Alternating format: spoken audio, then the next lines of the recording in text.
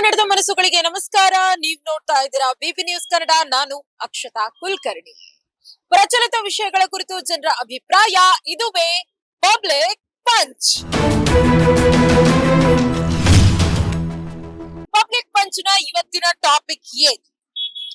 Guarantee ಯೋಜನೆಗಳು ಎಲ್ರಿಗೂ ತಲುಪ್ತಾ ಇದೆಯಾ, ಅಥವಾ ಈ ಗ್ಯಾರಂಟಿ ಯೋಜನೆಗಳು, ಪಂಚ ಗ್ಯಾರಂಟಿ ಯೋಜನೆಗಳು ಏನ್ ಬಂದಾದಾಗಿನಿಂದ ಓಕೆ, ಈ 5 ವರ್ಷ ಆದ್ಮೇಲೆ ಮುಂದಿನ 5 ವರ್ಷ ಏನ್ ಬರುತ್ತೆ, ಮುಂದಿನ ಚುನಾವಣೆ ಆಗತ್ತೆ, ಆಗ ಈ 5 ಗ್ಯಾರಂಟಿ ಇರುತ್ತಾ? ಇದ್ರೆ ಇಲ್ಲ ಅಂದ್ರೂ ಕೂಡ ಜನರಿಗೆ ಈ ಗ್ಯಾರಂಟಿ ಯೋಜನೆಗಳು ಅವಶ್ಯಕತೆ ಇದೆನಾ, ಬೇಕಾ? ಮುಂದಿನ ಚುನಾವಣೆಯಲ್ಲೂ ಸಹ ಗ್ಯಾರಂಟಿ ಯೋಜನೆಗಳು ಬೇಕಾ ಬೇಡವಾ ಎಲ್ಲವನ್ನ ನೇರವಾಗಿ ಸಾರ್ವಜನಿಕರನ್ನ ಮಾತಾಡಿಸ್ತಾ ಹೋಗ್ತೀನಿ. ಅವರ ಅಭಿಪ್ರಾಯ, ಅನಿಸಿಕೆ ಏನಿದೆ ಕೇಳೋಣ ಬನ್ನಿ. ಎಲ್ಲ ಫ್ರೀ ಸಿಗಕ್ಕಲ್ಕ ನಾನು ಯಾಕೆ ಕೆಲಸ ಮಾಡಬೇಕು? ಏನೋ ಕೆಲಸ ಮಾಡ್ಕೊಂಡವ್ರು ಬಡವರು ಕೆಲ್ಸಕ್ಕೆ ಹೋಗ್ತಾರಲ್ಲ ಅಂತವ್ರಿಗಿದ್ರೆ ಒಳ್ಳೇದು. ದಯವಿಟ್ಟು ಈ ಗ್ಯಾರಂಟಿಗಳು ಬೇಕಾಗಿಲ್ಲ ನಮ್ಗೆ ಯಾರಿಗೂ. ನಮಗ್ ಬೇಕಾಗಿರೋದು 3 ಗ್ಯಾರಂಟಿಗಳು ಬೇಕು. ಬಿಪಾಸ್ ವಿಚಾರದಲ್ಲಿ ಖಂಡಿತ ಅದು ಹೆಣ್ಮಕ್ಳಿಗೆ ಎಲ್ರಿಗೂ ಕೂಡ ಈಗ 2 ಲಕ್ಷ 3 ಲಕ್ಷ ಸಂಬಳ ತಗೊಳ್ತಾ ಇದ್ದಾರೆ. ಅಲ್ಲಿ ಬಡವರಿಗೆ ಕೊಡ್ಬೇಕು, ಮತ್ತೆ ಏಜ್ ಆದವ್ರಿಗೆ, ವಯಸ್ಸಾದವ್ರಿಗೆ ಕೊಡ್ಬೇಕು. ವಯಸ್ಸಿರೋರು ಕೊಟ್ಟು ಮನೇಲಿರೋರು 4 ಜನ ಹೆಣ್ಮಕ್ಳು ಇರ್ತಾರೆ, ಅವ್ರಿಗೆಲ್ಲ 2 ಸಾವಿರ ಕೊಟ್ಟು ನೀವು ಹಾಳು ಮಾಡೋದು. ಏಜ್ ಆದ್ರೆ ಕೊಟ್ರೆ ಒಳ್ಳೇದು. ಎಷ್ಟು ಮಟ್ಟಿಗೂ ಉಪಯೋಗ ಇಲ್ಲ. ಈ 5 ವರ್ಷ ಅಂತೂ ಪಂಚ ಗ್ಯಾರಂಟಿಗಳು ಇರುತ್ತೆ ಅಂತ ಹೇಳ್ತಾ ಇದ್ದಾರೆ ಸರ್. ಬೇರೆ ಕಡೆ ನೋಡಿದ್ರೆ ಬೆಲೆ ಏರಿಕೆ ಅಂತ ಇರುತ್ತೆ, ಬೆಲೆ ಏರಿಕೆನೂ ಆಗ್ತಾ ಇದೆ, ಈ ಕಡೆ ಗ್ಯಾರಂಟಿ ಯೋಜನೆನೂ ಇದೆ. ನಿಮ್ಗೆ ಏನ್ ಅನ್ಸುತ್ತೆ ಸರ್, ಎಲ್ರಿಗೂ ಸಮರ್ಪಕವಾಗಿ ಈ ಯೋಜನೆಗಳು ತಲುಪ್ತಾ ಇದೆಯಾ ಅಂತ? ಎಲ್ಲರಿಗೂ ತಲ್ಸಕ್ಕಂತೂ ಸಾಧ್ಯನೇ ಇಲ್ಲ. ಯಾಕಂದ್ರೆ ಎಲ್ರಿಗೂ ಫ್ರೀ ಫ್ರೀ ಫ್ರೀ ಅಂತ ಹೇಳ್ತಾರೆ. ಅದು ಹಾಲ್ ಫ್ರೀ, ಅರ್ಥನೇ ಹಾಲ್ ಫ್ರೀ, ಅದು ಅರ್ಥನೇ ಹಾಲ್ ಫ್ರೀ ಅಷ್ಟೇ. ಬೇರೆ ಏನು ಸಲ್ಸಕ್ಕಂತೂ ಆಗೋದಿಲ್ಲ. ಮುಂದಿನ ದಿನಗಳಲ್ಲಿ ಸರ್, ಒಂದ್ ವೇಳೆ ಮುಂದಿನ ಚುನಾವಣೆ ಆದಾಗ ಗ್ಯಾರಂಟಿ ಯೋಜನೆಗಳು ಇರ್ಬೇಕಾ ಇರ್ಬಾರ್ದಾ? ಅದು ಇದ್ರೂ ಪ್ರಪಂಚನ ನಾಶನ ಆಗಕ್ಕೇನೆ ಇದು ಪ್ರಳಯ ಅಂತಾರಲ್ಲ, ಮುಂದೆ ಯಾವಾಗೋ ಬರ್ತಂದ್ರಲ್ಲ, ಇವಾಗಲೇ ಬರ್ತದ ಪ್ರಳಯ, ಯಾವಾಗೋ ಬರೋದಲ್ಲ. ಯಾಕಂದ್ರೆ ನಮ್ಮಲ್ಲಿ ನಾವೇ ಸೋಮರ್ಥನ ಆಗ್ತೀವಿ. ಒಂದು ಉದಾಹರಣೆ ಕೇಳ್ಬೇಕಂದ್ರೆ ನಾವೇ ಸೋಮರ್ಥನ. ಯಾಕಂದ್ರೆ ಎಲ್ಲ ಫ್ರೀ ಸಿಗಕ್ಕಲ್ಕ ನಾನು ಯಾಕೆ ಕೆಲಸ ಮಾಡಬೇಕು? ಬಟ್ ಹೆಣ್ಮಕ್ಳಿಗೆ ಒಂದು ಶಕ್ತಿ ಅನ್ನೋ ರೀತಿಯಲ್ಲಿ ಶಕ್ತಿ ಯೋಜನೆ ಮಾಡಿದ್ದಾರೆ, ಬಸ್ಸಲ್ಲಿ ಫ್ರೀಯಾಗಿ ಓಡಾಡ್ಬೇಕು. ಅದನ್ನ ಮುಂದಿನ ಚುನಾವಣೆಯಲ್ಲೂ ಇದ್ರೆ ಎಷ್ಟು ಸರಿ? ಅದು ಯಾಕಂದ್ರೆ ಈ ಚುನಾವಣೆಗೆ ಹೆಣ್ಮಕ್ಳನ್ನ ಮಾಡಿ ಗಂಡ್ಮಕ್ಳ ಪಾತ್ರೆ ತೊಳಕ್ ಇಟ್ಟಾರ. ನಾವೆಲ್ಲ ಪಾತ್ರೆ ತೊಳಿಬೇಕು ಅಷ್ಟೇ, ಬೇರೆ ಏನಿಲ್ಲ. ನೀನು ಹೆಣ್ಮಗಳೇ ತಪ್ಪರ್ಥ ಮಾಡ್ಕೋಬೇಡ. ಯಾಕಂದ್ರೆ ಸಂಸಾರ ಅಂದ್ರೆ ಏನಂಬೋದು ಅದು ನಾಗರಿಕತೆ ಯಜಮಾನರಿಗೆ ಗೊತ್ತಿರ್ತತೆ. ಅದು ನಾಗರಿಕತೆ ಅಂತಾರ. ನಾಗರಿಕತೆನ ಹೆಂಗಿರ್ತತೆ ಅಂತ ಇವಾಗಿಂದ ಹೆಂಗೈತಂದ್ರೆ ಎಂಜಾಯ್ ಮಾಡ್ಬೇಕು, ಓಡಾಡ್ಬೇಕು, ದುಡ್ಡು ಜೋನಲ್ಲಿ ಇರ್ಬೇಕು. ದುಡ್ಡು ಜೋನಲ್ಲಿ ಇರ್ಬೇಕಂದ್ರೆ ಹಾಲ್ ಫ್ರೀ ಬೇಕು. ಹಾಲ್ ಫ್ರೀ ಬೇಕಂದ್ರೆ ಇಂತಹ ಪ್ರಭುತ್ವ ಇರಬೇಕು ನಮ್ಮಲ್ಲಿ. ಅಂದ್ರೆ ಎಲ್ಲ ಒಂದ್ ಕಡೆ ಬಡವರಿಗೆ ಎಲ್ಲವೂ ತಲುಪ್ತಾ ಇದೆ 5 ಯೋಜನೆಗಳು ಅಂತ ಅನ್ಸುತ್ತಾ, ಅಥವಾ ಶ್ರೀಮಂತರಿಗೂ ಫ್ರೀ ಬಸ್ ಎಲ್ಲ ಸಿಗ್ತಾ ಇರೋದು? ಇವಾಗ 100% ಯಾರಿಗೆ ಬಡವರಿಗಂತೂ ಸಲ್ಲದಂತ ಏನಿಲ್ಲ. ಯಾಕಂದ್ರೆ ಇವತ್ತು ನಾನು ಆಫೀಸ್ ಕೆಲಸ ಮಾಡ್ತೀನಿ, ಉದಾಹರಣೆಗೆ ನಾನು ಆಫೀಸ್ಗೆಲ್ಲ ಫ್ರೀ, ಬಸ್ ಫ್ರೀ ಅಂತ ಎಲ್ಲ ಫ್ರೀ. ನಾನು ಆಫೀಸ್ಗಳಿಗೆ ಫ್ರೀ ಇರುತ್ತೆ. ಅಲ್ಲಿ ನಮ್ಮ ಈ ರೈತರಿಗೆ ಏನು ಫ್ರೀ ಅಂತ ಏನಿಲ್ಲ, ರೈತರಿಗಂತೂ ಏನಿಲ್ಲ ಫ್ರೀ. ರೈತರು ಯಾವತ್ತಿಗೆ ಅವ್ನು ಗಲ್ಸಂಟೆ, ಅವನು ಯಾವತ್ತಿಗೆ ಅವ್ರು ಯಾಕೆ ಬೇಕಾಗಿದ್ದ ರೈತ. ನಾನೊಬ್ಬ ರೈತೆ. ಯಾಕಂದ್ರೆ ಎಲ್ಲಾ ವಿಧವಾಗಿ ಮಾರ್ಕೆಟ್ ರೇಟು ಇಲ್ಲಿ ಏರ್ತದೆ. ಅಲ್ಲಿ ನಾವು ತಂದಿದ್ದ ರೇಟ್ ಒಂದಿರ್ತದೆ, ಇಲ್ಲಿ ತಗೊಂಬೋದು ಒಂದು ರೇಟ್ ಇರ್ತದೆ. ರೈತಗೆ ಎಂಬುದು ಏನು ಸಿಗದಂತ ಏನಿಲ್ಲ ಸರ್. ಈಗ ಕಾಂಗ್ರೆಸ್ ಸರ್ಕಾರ ಏನ್ ಬಂತು, ಈಗ 5 ಗ್ಯಾರಂಟಿಗಳನ್ನ ಘೋಷಣೆ ಮಾಡಿದೆ. ಮುಂದಿನ ಚುನಾವಣೆಯಲ್ಲಿ ಇದೇ ಸರ್ಕಾರ ಮುಂದುವರಿಯುತ್ತಾ ಅಥವಾ ಇದೇ ಗೆಲ್ಲುತ್ತಾ ಅಥವಾ ಬೇರೆ ಸರ್ಕಾರ ಬರುತ್ತೆ ಗೊತ್ತಿಲ್ಲ. ಮುಂದೆ ಗ್ಯಾರಂಟಿ ಯೋಜನೆಗಳು ಇರ್ಬೇಕಾ ಇರ್ಬಾರ್ದಾ ಅನ್ಸುತ್ತೆ ಸರ್? ಮುಂದಿನ ಗ್ಯಾರಂಟಿ ಅಂದ್ರೆ ಇದೇ ಪ್ರಭುತ್ವ ಬಂದ್ರೆ ಹೆಂಗೆ ಮಾಡ್ತಾರೆ ಇವರು. ಇವರಂತೂ ಮಾಡ್ತಾರೆ. ಯಾಕಂದ್ರೆ ಮಾತು ಕೊಟ್ಟಿರ್ತಾರ, ಮಾಡ್ಬೇಕಾಗ್ತದೆ. ಬೇರೆ ಪ್ರಭುತ್ವ ಯಾವ್ದು ಬರ್ತಂದ್ರೂ ಮಾಡಕ್ ಆಗ್ತಲ್ಲ ಅವ್ರ ಕೈಲಂತೂ ಸಾಧ್ಯ ಇಲ್ಲ ಮಾಡೋದಲ್ಲ ಕೂಡ. ಯಾಕಂದ್ರೆ ಅವ್ರಿಗೆ ಗುರ್ತೈತೆ, ಅನುಭವ ಐತೆ, ಇದು ಮಾಡಿದ್ರೆ ಪ್ರಪಂಚ ಹೆಂಗಿರ್ತಂತ. ಇವಾಗ 2000 ರೂಪೀಸ್ ಇದು 2000 ರೂಪಾಯಿ ಮನೆಗೆ ಕರೆಂಟ್ ಉಚಿತ ಕೊಟ್ರು. ಅದು ಯಾರಿಗೆ ಉಪಯೋಗ? 200 ಯೂನಿಟ್. ಆಮೇಲೆ ಅದೇನಾಗ್ಬಿಡ್ತದೆ, ಅದೇ ಸೋಲಾರ್ ಪ್ಲಾಂಟ್ ಕೊಟ್ಟಿದ್ರೆ ಅದು ಭವಿಷ್ಯತ್ನಲ್ಲಿ ಫ್ಯೂಚರ್ ನಲ್ಲಿ ಎಷ್ಟು ಚೆನ್ನಾಗಿರ್ತಿತ್ತು. ನಾವು ಕೂಡ ನಾನು ಕೂಡ ಒಂದು ರಾಜಕೀಯ ವ್ಯಕ್ತಿ ಆಗಿದ್ರೆ ಒಂದು ಆಲೋಚನೆ ಮಾಡ್ಬೇಕಲ್ಲ. ಏನ್ ಕೊಟ್ರೆ ಇದಾಗ್ತದೆ ಏನ್ ಕೊಟ್ರೆ ಇದಾಗ್ತಂತ. ಇವಾಗ ಫಸ್ಟ್ ಸ್ಟಾರ್ಟಿಂಗ್ ನಲ್ಲಿ ಖರ್ಚು ಜಾಸ್ತಿ ಬರ್ಬೇಕು, ಇಲ್ಲ ಅಂತ ಹೇಳಿಲ್ಲ ಸೋಲಾರ್ ಪ್ಲಾಂಟ್ಗೆ. ಆದ್ರೂ ಮುಂದೆ ಎಷ್ಟು ಉಪಯೋಗ ಇರುತ್ತೆ ಹೌದು. ಭವಿಷ್ಯತ್ನಲ್ಲಿ, ಫ್ಯೂಚರ್ ನಲ್ಲಿ ಬೇಕಲ್ಲ. ನಾವು ಇವಾಗೆಲ್ಲ ತಯಾರು ಮಾಡ್ತಾ ಇರೋದೇನು ನಮ್ಮ ಮಕ್ಕಳಿಗೆ ಮೊಮ್ಮಕ್ಕಳಿಗೆ ಫ್ಯೂಚರ್ ನಾಗ ಏನ್ ಮಾಡ್ಬೇಕಂತೆಲ್ಲ ಮಾಡ್ತಾರೋದು ನಾವೆಲ್ಲ. ಹೌದು ಹೌದು ಹೌದು. ಮತ್ತೆ ಇದ್ಯಾಕೆ ಆಲೋಚನೆ ಮಾಡಿಲ್ಲ ಅವರು? ಏನೋ ಕೆಲಸ ಮಾಡ್ಕೊಂಡವ್ರು ಬಡವರು ಕೆಲ್ಸಕ್ಕೆ ಹೋಗ್ತಾರಲ್ಲ ಅಂತವ್ರಿಗಿದ್ರೆ ಒಳ್ಳೇದು. ಹಾ. ಇನ್ನು ಸುಮ್ಮನೆ ತಿರುಗಾಡ್ತಾರಲ್ಲ ಅವ್ರಿಗೆ ಬೇಡ, ಆ ಥರ ಮಾಡಿದ್ರೆ ಚೆನ್ನಾಗಿರುತ್ತೆ ಅಂತ. ಎಲ್ಲರೂ ಯೂಸ್ ಮಾಡ್ಕೊಂತಾರಲ್ಲ, ಹಾ. ಅದು ಲಾಸ್ ಆಗುತ್ತೆ. ಏನ್ ಕೆಲಸ ಮಾಡ್ತೀರಾ ಸರ್? ನಾವು ಪವರ್ ಲೂಮ್ಸ್, ಹಾ? Power loom. ಓಕೆ. ಅಂದ್ರೆ ನೀವು ಎಲ್ರಿಗೂ ನೋಡಿರ್ತೀರಾ, ಅಂದ್ರೆ ಶ್ರೀಮಂತರು ಬಡವರು ಎಲ್ರಿಗೂ ಸಿಗ್ತಾ ಇದೆ ಇದು ಈ ಗ್ಯಾರಂಟಿ ಯೋಜನೆ. ನೆಕ್ಸ್ಟ್ ಏನ್ ಎಲೆಕ್ಷನ್ ಆಗುತ್ತಲ್ಲ ಅವಾಗ್ಲೂ ಇರ್ಬೇಕಾ ಇರ್ಬಾರ್ದಾ? ಇರ್ಬೇಕು.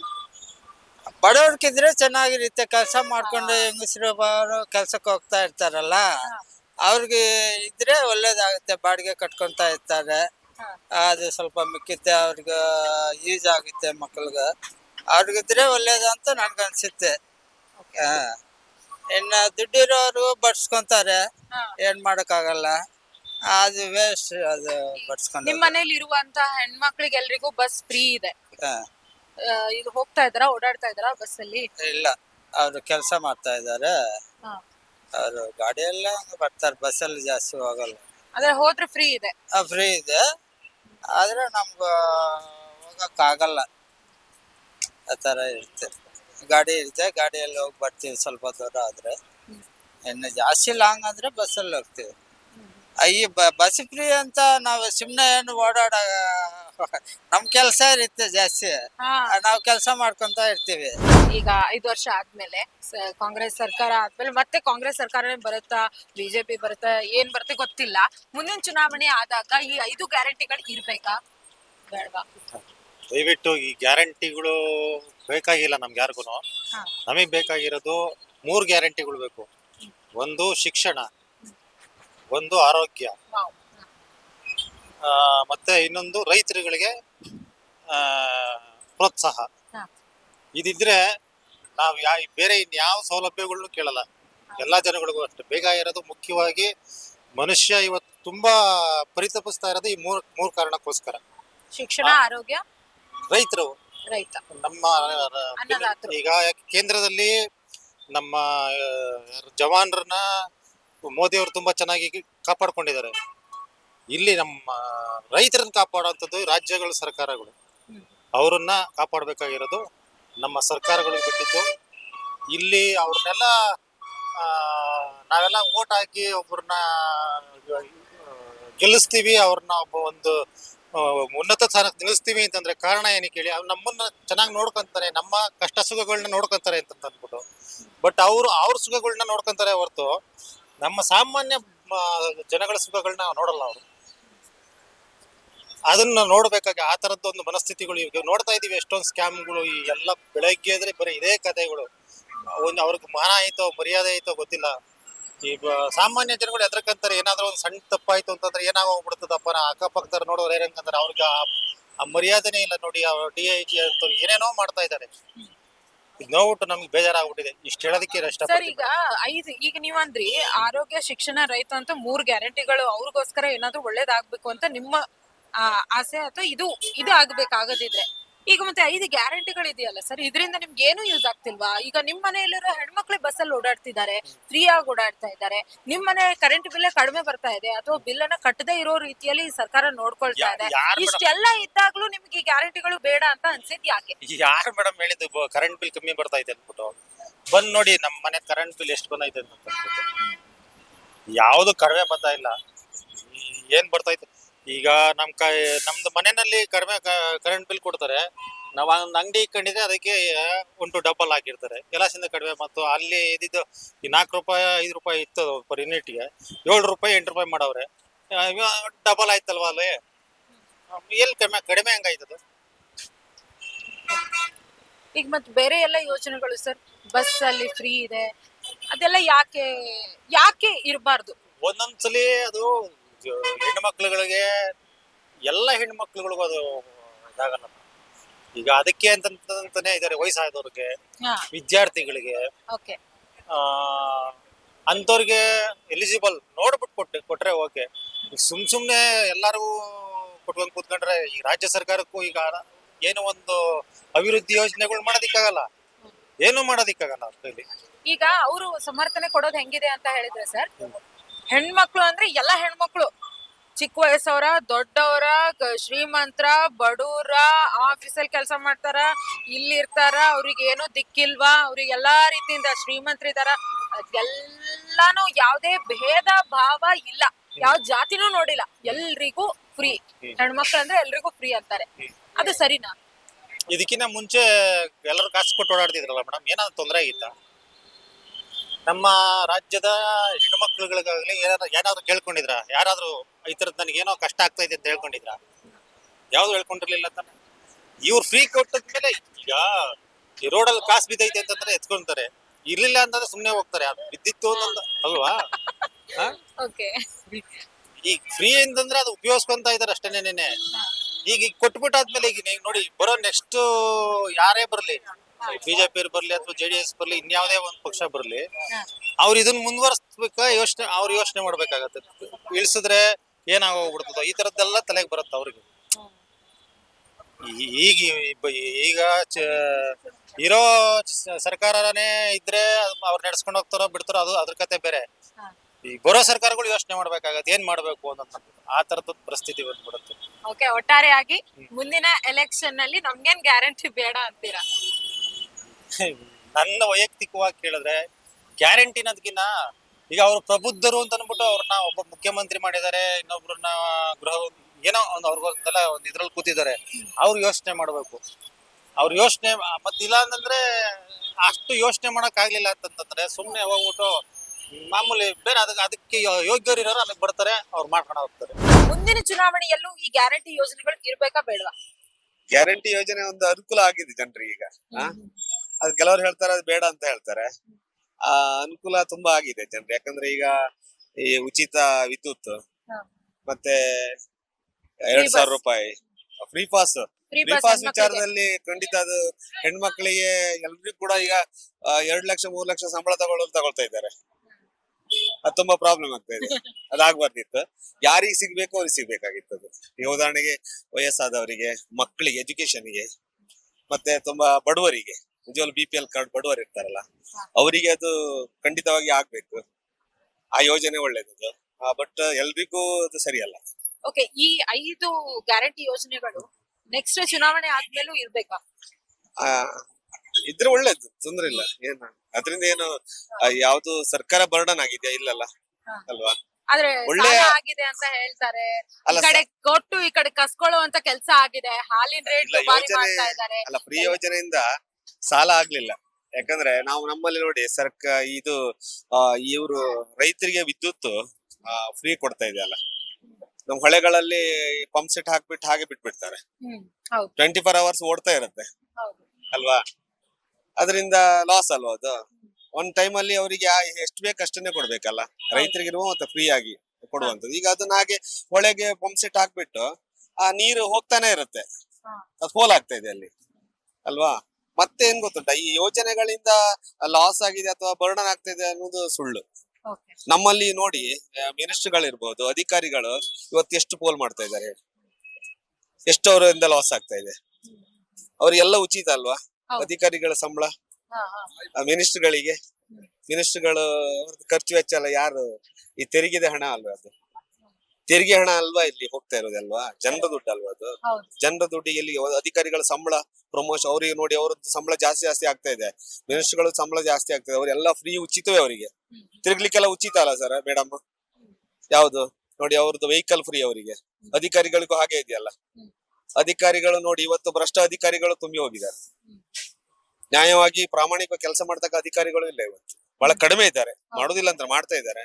ಆದ್ರೆ ರಾಜಕಾರಣಿಗಳು ಕೂಡ ಅಷ್ಟೇ, ಸಚಿವರಾಗಿರ್ಬೋದು, ರಾಜಕಾರಣಿಗಳು ಕೂಡ ಸರಿಯಾದ ರೀತಿಯಲ್ಲಿ ಇವತ್ತು ಯೋಜನೆಗಳನ್ನ ರೂಪಿಸ್ತಾ ಇಲ್ಲ, ಕಾರ್ಯ ಆಗ್ತಾ ಇಲ್ಲ ಅದು.